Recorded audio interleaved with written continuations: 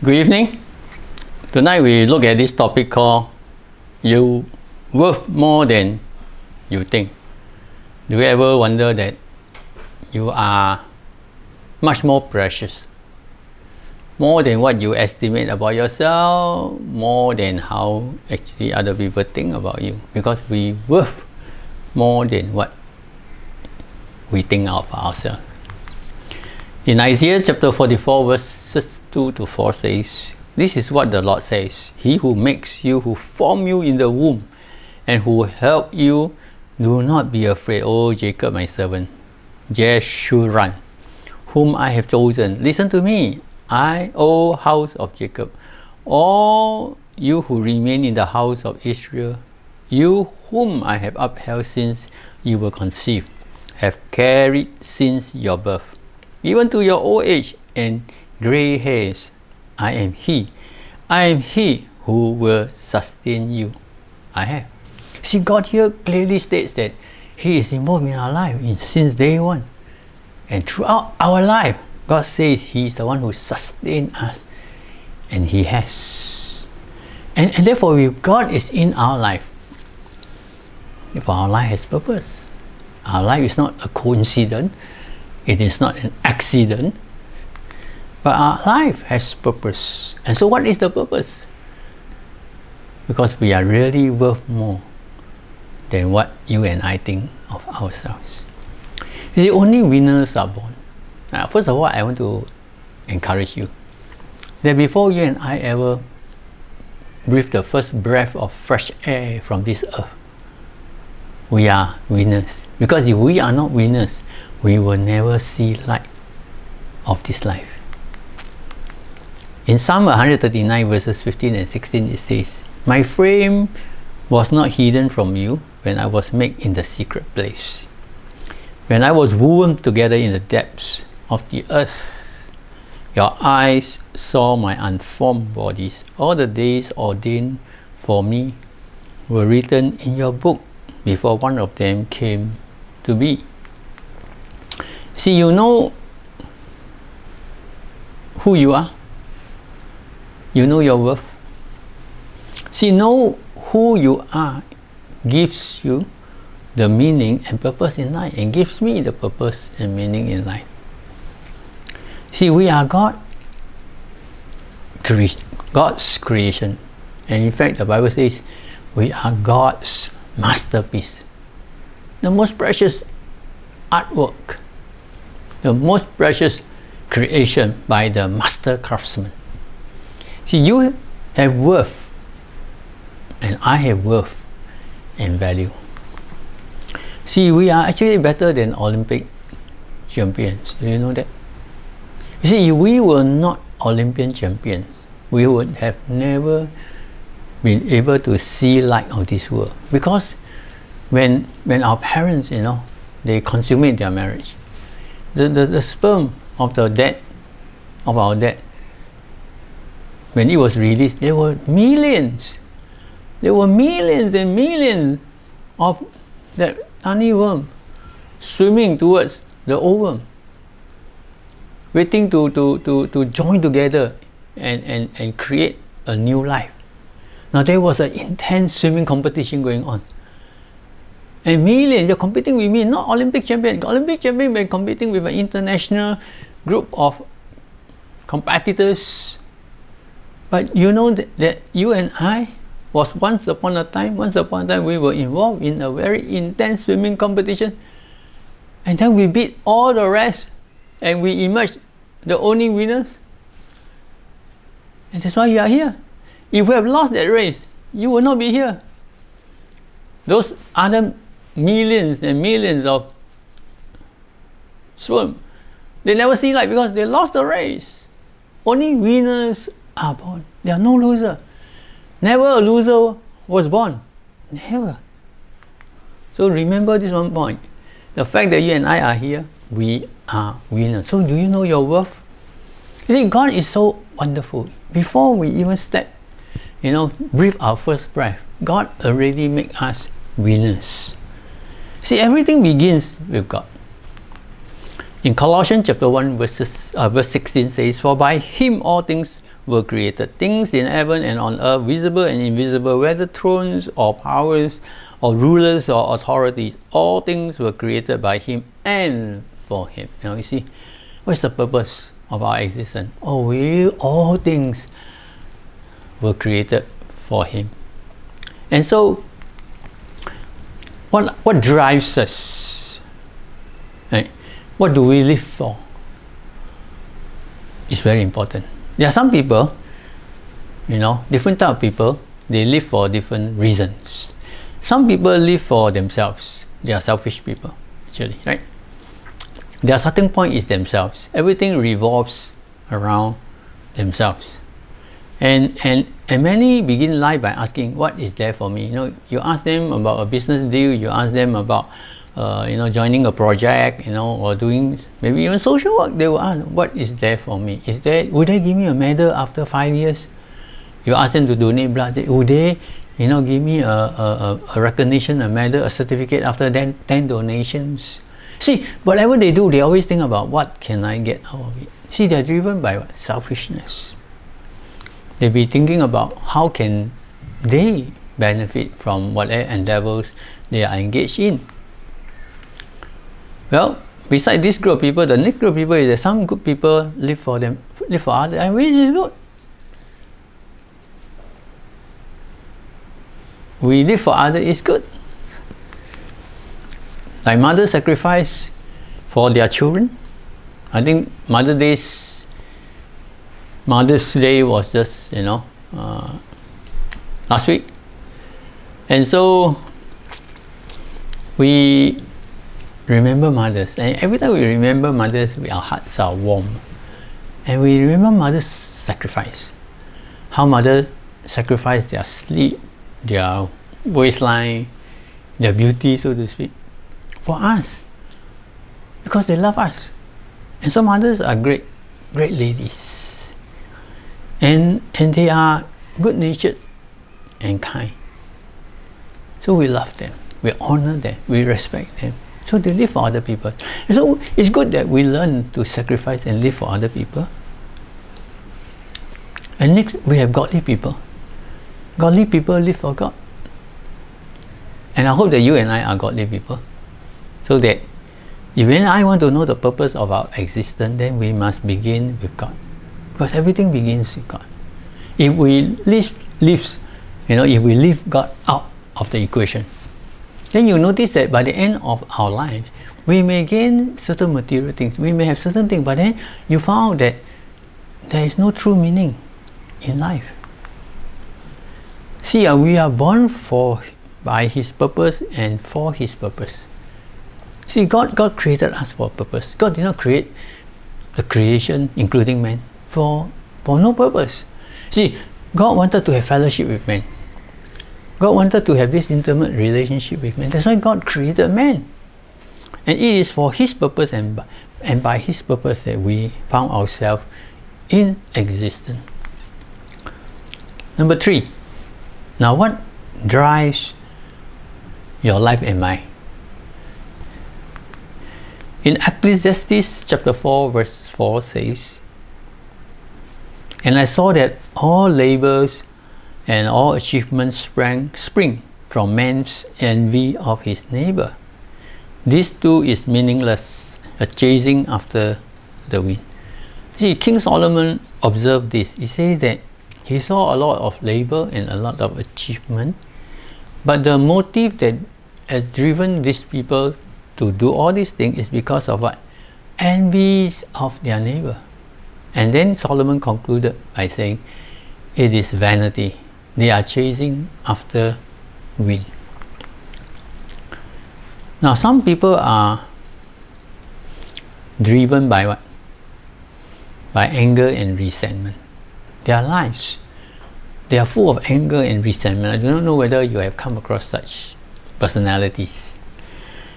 And when you get close to them, you can really sense the heat and the fire, because they are full of anger, they are full of resentment, and they wanted to take revenge. They want to get even. They want to do damage to certain people, certain things, certain society. And so their life revolves around anger and resentment. See, past hurt, if they are not properly dealt with, will drive you and I mad. So we have to be very careful, if there is any anger and resentment. First of all, we have to learn to forgive, because forgiveness really helps you. Forgiveness heals you. Forgiveness sets you free. Forgiveness breaks the shackle, of bondages. And because the people who hurts us, the people who have make us mad and make us angry, they are not affected by the act after what they have done, But we are the recipient, and then we suffer by their one action that caused many sleepless nights, many haunted moments. See, because when people are hurt, they want to prove a point. So they wanted to show to people that they are capable and drive themselves to success. Is there anything wrong to gain success? No. We all need to be successful. There's no glory in being, unsuccessful. No. God really wants all of us to be successful. But what drives us is another matter. Because if the motive is not right, if we are driven by a wrong motive, even your success will become a false success. It will not become the proper, true success, so to speak. Those who hurt you in the past cannot hurt you now unless we hold on to the pain, to resentment, right? So therefore we learn to let go, we learn to forgive, and then we move on. We move on. You see, coming back to success, the Bible says, so what if you gain the whole world and you lose your own soul? Have you read some of this testimony of these billionaires in the last stage, the end, the ending episode of their life?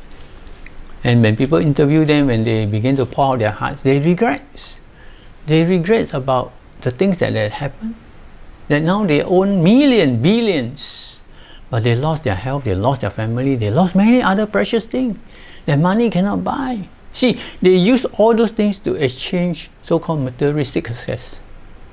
And so is all these things, is the money worth it now? No, the money cannot buy them health. The money cannot give them health. The money only can buy them vitamin and maybe medical machines to keep them alive. So what is true success? See, some are driven by fear. So our life is our life driven by fear. Fear may be the result of past failures and traumatic experiences. And in fact, a person has no fear without experience. Fear is the result of experience. Let me explain. Have you seen a child? A child has no fear. No fear of fire, no fear of height, no fear of danger. You know why? Because the child has not been scorched by fire.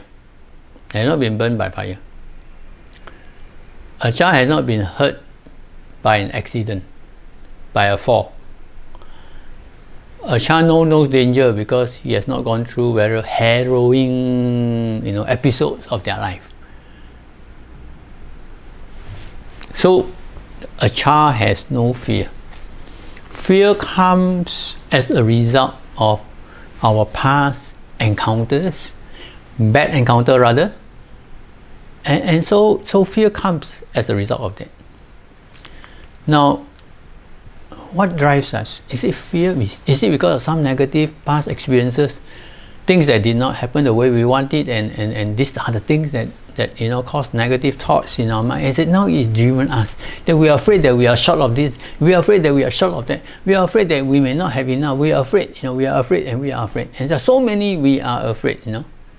See, let me tell you this: during World War II, the Red Cross found a deserted, a young deserted boy. He was not properly dressed. His clothing tattered and torn.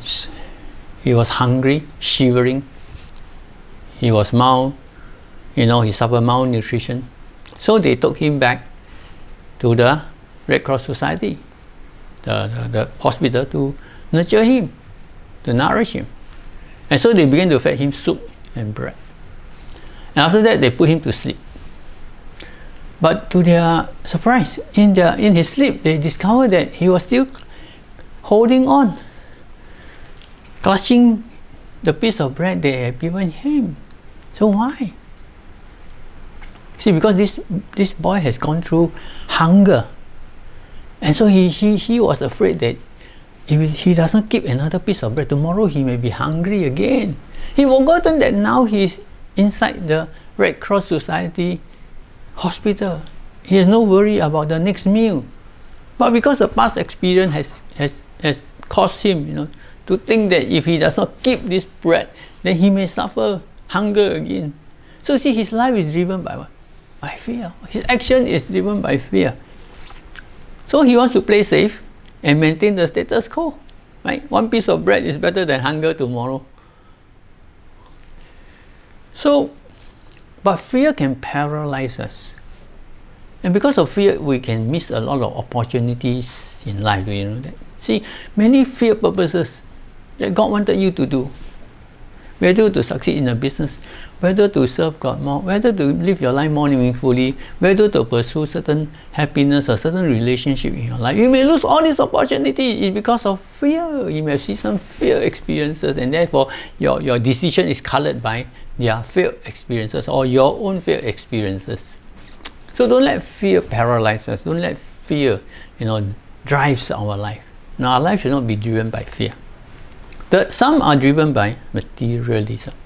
See, their life is driven, their motivation is driven by what they possess. They want to get more. Now, there's nothing wrong to be successful. Let me reiterate.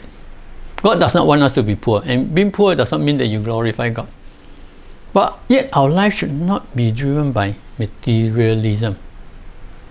Solomon, in his, at his most glorious part, he said that, and this is what Jesus said. He said that Solomon, in his more glorious part, did not dress more glorious than the lily of the field. That means to say that the tiny flower looked more glorious than what Solomon attires were. Probably Solomon had a crown, with all the cloaks and his expensive material attire.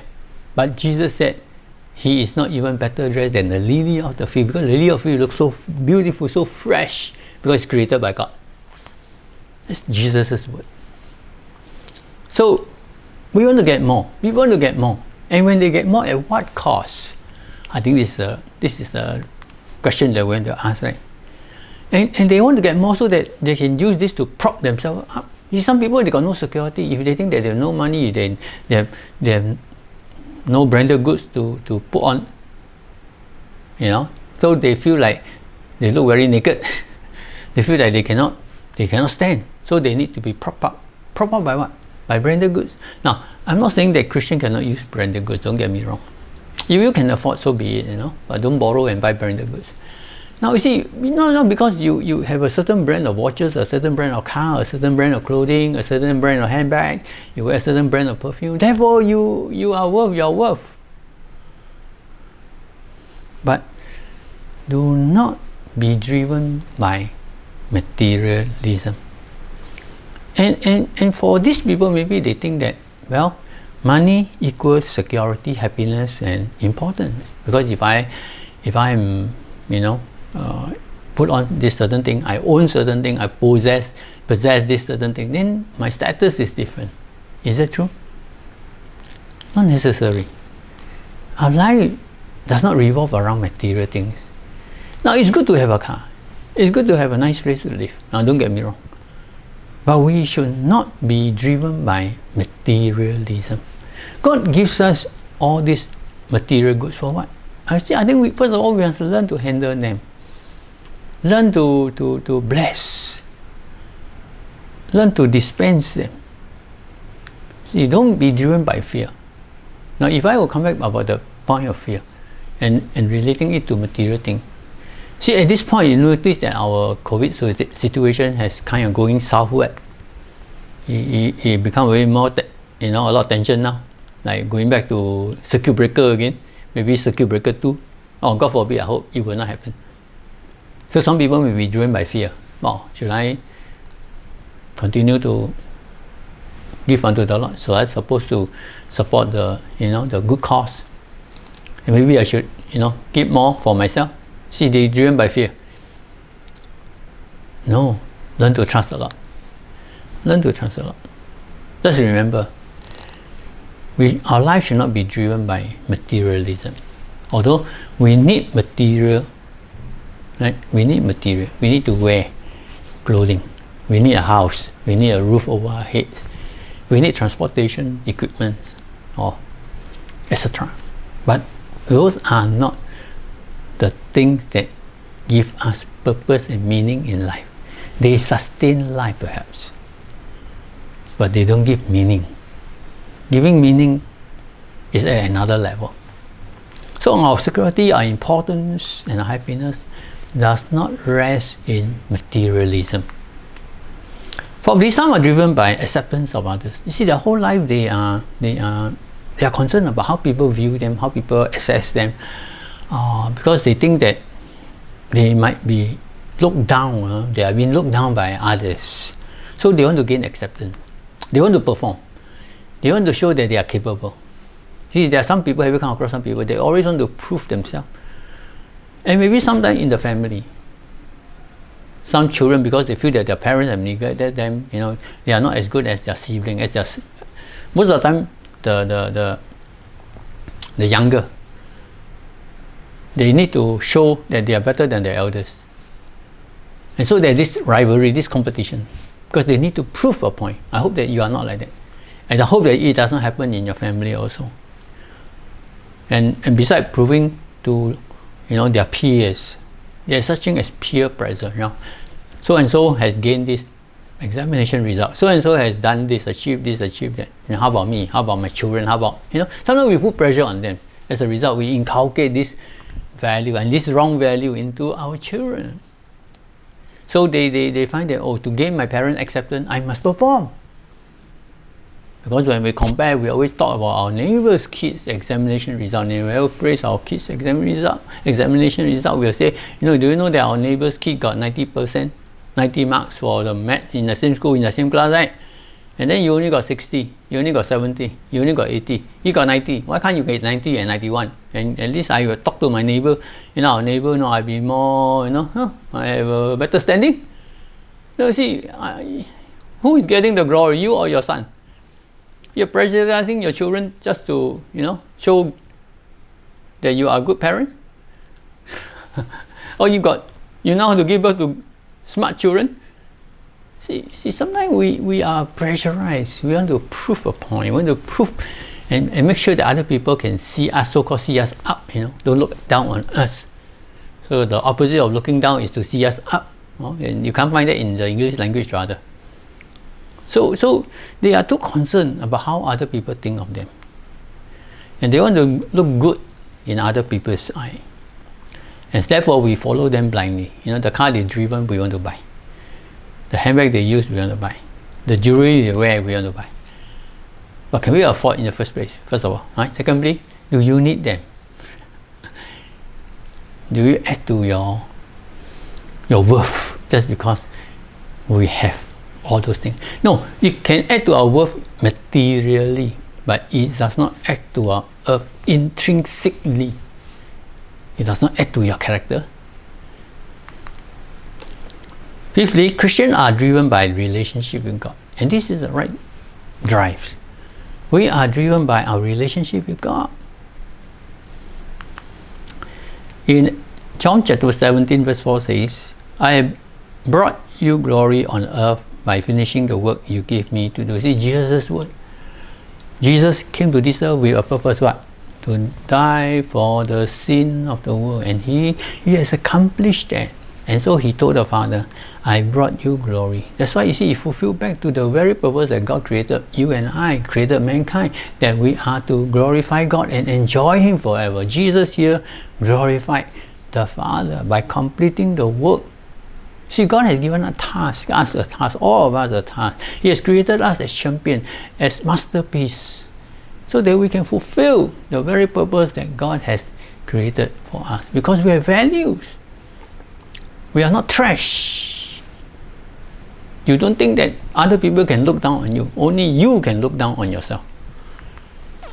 If life has nothing to do with God, then life has no meaning. Because life apart from God actually has no meaning.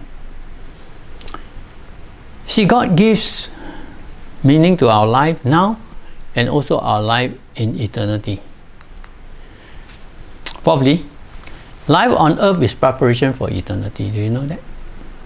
Our life, the shortness of life on earth, is actually a preparation for the timelessness of eternity. If you choose to live without God on earth, then you also choose to spend eternity without God. It is you do one, you will select the other one. If you accept A, you reject B. When you realize that there is more to life than just the here and now. See, life is not just here and now. There is a longer eternity awaiting us. Then we realize that actually our life now, we should be wise. We should be preparing for our eternity. Because if we don't prepare for eternity, then when eternity arrives, it may be too late. See, when you incorporate eternal perspective in your life and mine, then our values, your value and mine, will also change. Yes, perspective will affect values. You will use your time and money more wisely, and so do I. We will use our money and time more wisely, right? And just now I talk about the COVID-19 situation. Is it saving means security, or continue to trust God, continue to honor God, will please God? You see, we have made a choice. And how we can make this wise decision? I cannot actually dictate to you. I cannot command you more than I can just motivate you, encourage you to do the things that will honor God, that will please God. See, your priority will also be reordered. You will change the priority of our lives. What is important now? If we come back to the COVID situation, at this point, a lot of people say, no, saving is important. Go to the supermarket now, go to a mega mart to stock up my rice, my toilet rolls, my canned food. It's important, right? But you think about other people. The more you buy, the less other people will be able to lay their hands on. I remember some years ago, there was a run on baby powder. And at that time, my daughter was very young. And there was, I can't remember the crisis, whatever it was. I think if I'm not wrong, it was a boycott of, we have a boycott in the Australian embassy. And we have some problem with the Australian. Relationship turns sour. And suddenly there was a run in the supermarket, baby powder. I was working in the church office and did not know. And by the time I reached home and when you realize that actually we need an extra can of milk powder, because once it runs out, we don't have milk powder. So I went to the supermarket only to realize that the shelves were cleaned out. No more milk powders. So we have to trust the Lord. So you see, are we driven by fear? Motivated by fear? What is our priority? Do we think about others? That if I have enough, that I should keep for others? See, these are priorities that we have to learn to reorder. Current trend and fashion will not or do not matter that much. Whatever the current trends, whatever the current situation, will not reorder our decision, our perspective, right? Because at least now you want to go and rush and stock up unnecessarily. I see, these are current trend. How does it affect us? See, remember, lifespan in the mother's womb is preparation for life outside the mother's womb. Our life on earth is like the 9 months we spend in our mother's womb. The baby thinks that he has everything going until he was set free from the mother's womb. Until he and I are set free from now in the mother's womb, we kick maybe we turn around, we thought that this is the world is, this is what life is. But we are restricted in the womb, and it is so constricted, and we are so restricted until after 9 months we are set free. Then we realize that, this world is so huge, this world is, is so big. The width, the height, the depths is beyond our imagination. Compared with the mother's womb, it just cannot be compared. But remember, we spend more time living outside our mother's womb than we spend our time in that tiny womb. So once we are set free, then we realize, this is real life. This is real life. So in conclusion, let me say this. We are created for better things. We are better than Olympic champions. We have a better purpose in life. And our life is not just for ourselves. It begins with God. It ends with God. And we should not be driven by some of those unhealthy things. But we should be driven by things that will please God. And in our life, that, remember, we have eternal perspective. Remember, I shared about the 4 time frames about our life. That now is a preparation for the future. So God has given you worth. God has given me worth. We worth more than what you and I think of ourselves, because we are God's masterpiece, and we were all winners before we see light of this world. So God bless us all. Good night.